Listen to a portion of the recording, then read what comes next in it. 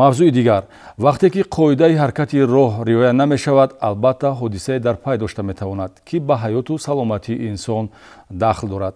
Бозрасии давлатии автомобилии вилояти Суғд аз ба қайдгирии садамаҳо бо оқибати марг хабар дода, сарчашмаи чунин ҳодисаҳоро ба қоидастезии дағал рабт медиҳад.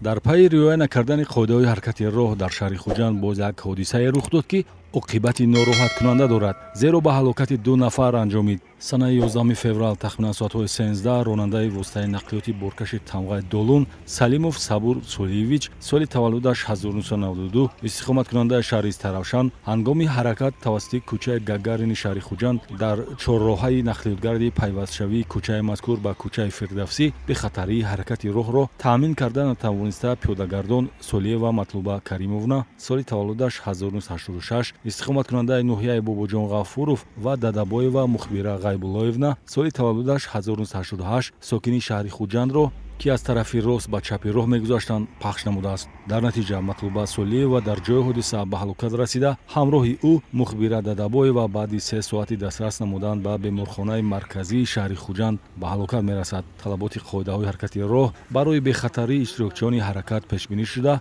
риояи он барои ҳама ҳатмист. тавре дар рафти гузориш мушоҳида кардед, хунукназарӣ дар ин самт ё ин ки як иштибоҳ метавонад ба фалокати мусибатбор анҷомад. аз рӯи ҳодиса тибқи талаботи моддаи 212 кодекси ҷиноятӣ парвандаи ҷиноятӣ оғоз гардида тафтишоти пешакӣ идома дорад.